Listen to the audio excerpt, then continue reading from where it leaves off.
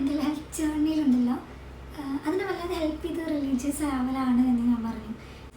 എന്തെങ്കിലും ഇങ്ങനത്തെ എന്തെങ്കിലും സ്ട്രഗിൾസ് അനുഭവിച്ചിട്ടുള്ളവരാണെങ്കിൽ ഇതൊന്ന് വാച്ച് ചെയ്ത് നോക്കണം. നിങ്ങളുടെ പേഴ്സ്പെക്റ്റീവ് തന്നെ മാറും എന്നെനിക്ക് തോന്നുന്നു. പലപ്പോഴും മെൻ്റൽ ഹെൽത്ത് ഇഷ്യൂസിൽ ഏറ്റവും കൂടുതൽ നമ്മളോട് സജസ്റ്റ് ചെയ്യുന്ന കാര്യങ്ങളിലൊന്നാണ് ജേർണലിങ് ചെയ്യുക, അതുപോലെ തന്നെ മൈൻഡ്ഫുൾനെസ്, അതുപോലെ സ്ലോ ഡൗൺ ചെയ്യുക എന്നുള്ളതൊക്കെ. നമ്മൾ ആങ്സൈറ്റിയോ അല്ലെങ്കിൽ ഡിപ്രഷനോ എന്തെങ്കിലും കൊണ്ട് സ്ട്രഗിൾ ചെയ്യുന്നവരാണെങ്കിലും ഇങ്ങനെയുള്ള ചില കാര്യങ്ങളാണ് നമ്മളോട് പറയാം. കഴിഞ്ഞ ദിവസം ബാങ്ക് കൊടുത്തുകൊണ്ടിരുന്നപ്പോൾ ഞാനിങ്ങനെ ഓർത്തു, ബാങ്ക് കൊടുക്കുമ്പോൾ നമ്മളോട് മിണ്ടാതിരിക്കാൻ പറയില്ലേ, അതിൽ ബാങ്കിന് മറുപടി കൊടുക്കാൻ പറയും, ബാങ്കിന് ശേഷം ദുആ ചെയ്യാൻ പറയും.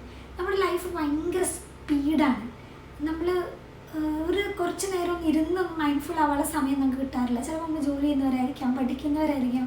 നമ്മുടെ ജീവിതം ബേസിക്കലി തിരക്കുള്ളതാണ്. സമയം ഭയങ്കര പെട്ടെന്നാണ് പോയിക്കൊണ്ടിരിക്കുന്നത്. നമുക്ക് ഇസ്ലാം ഡിസൈൻ ചെയ്തത് തന്നെ മനുഷ്യൻ്റെ മെൻ്റൽ ഹെൽത്തിനെ കൺസിഡർ ചെയ്തുകൊണ്ടാണ് എന്ന് എനിക്ക് തോന്നുന്ന പല ഇൻസിഡൻസ് ഉണ്ട്. അതിലതാണ് ബാങ്കിനുള്ള മറുപടി എന്ന് പറയുന്നത്. നമ്മൾ തിരക്ക് പിടിച്ച ജീവിതത്തിൽ 5 നേരം നമ്മളെ റിമൈൻഡ് ചെയ്യാണ് ബാങ്ക് എന്നുള്ളത്. ചിലപ്പോൾ നമ്മൾ തിരക്കുണ്ടെങ്കിൽ ചെയ്തുകൊണ്ടിരിക്കുമ്പോഴേക്കും പെട്ടെന്ന് ബാങ്ക് കേൾക്കും.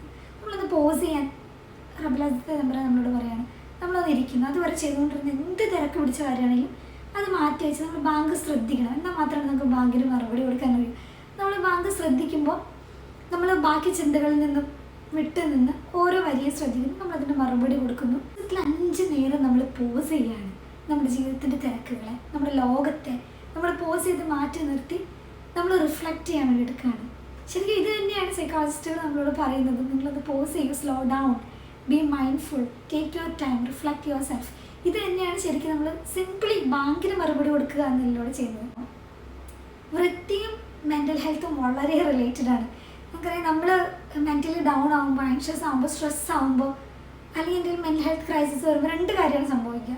ഒന്നെങ്കിൽ നമ്മൾ വളരെ ഷട്ട് ഡൗൺ ആവും, നമ്മൾ റൂം ക്ലീൻ ചെയ്യില്ല, നമ്മുടെ റൂം വളരെ മെസ്സായിരിക്കും, കുളിക്കൽ തന്നെ ചിലപ്പോൾ ബുദ്ധിമുട്ടായിരിക്കും. അല്ല തന്നെ നമ്മൾ സിവിയർ OCD ആവും, നമ്മൾ ഫുൾ കൈ കഴുകില്ല, ഫുൾ ക്ലീനിങ്, ഫുൾ അടിക്ക് പുറകെ കഴിക്കില്ല, അത് മാറിയ ടെൻഷൻ ആവില്ല. പക്ഷേ ദീനുൽ ഇസ്ലാം വൃത്തിക്ക് വല്ലാതെ പ്രാധാന്യം കൊടുക്കുന്നുണ്ട്. ദിവസത്തിൽ 5 നേരം നമ്മൾ കൈയും മുഖവും എല്ലാം സൂക്ഷിച്ച് കഴുകുമ്പോൾ തന്നെ പ്യൂരിഫിക്കേഷൻ എന്നുള്ളത്, ബോഡി പ്യൂരിഫിക്കേഷൻ, മൈൻഡ് പ്യൂരിഫിക്കേഷൻ വളരെ ബന്ധമുള്ളതാണ്. നമുക്കറിയാം, നമ്മളൊന്ന് പുതിയ ഡ്രസ്സ് കിട്ടുന്ന ഡ്രസ്സപ്പ് ചെയ്ത് കഴിയുമ്പോൾ നമുക്കൊരു ഫ്രഷ്നെസ് ഫീൽ ചെയ്യും.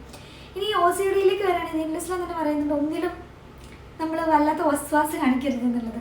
വധുവിലായാലും കുളിയിലായാലും ഈവൻ നമസ്കാരത്തിൽ പോലെ തെറ്റിയോ എന്നുള്ള പാനിക്ക് വന്നാൽ നമുക്ക് തൊട്ട് പുറകിൽ ചെയ്തതിലേക്ക് നിങ്ങൾ പോകുന്നത്. ഇപ്പോൾ 4 റക്അത്ത് 3-ലാണോ 4-ലാണോ സംശയം, 3-ലേക്ക് പോയി സമാധാനത്തിൽ നമസ്കരിക്കുമെന്നാണ് ദീനുൽ ഇസ്ലാം തന്നെ പറയുന്നത്. അപ്പോൾ വധു കൊടുക്കുക എന്നുള്ള പ്യൂരിഫിക്കേഷൻ അത് നമ്മൾ കൃത്യമായിട്ട് ചെയ്യുമ്പോൾ തന്നെ അത് നമ്മൾ വരുത്തുന്ന മാറ്റമാണ്, മെൻ്റൽ ഹെൽത്തിൽ വരുത്തുന്ന മാറ്റമല്ലാത്തതാണ്.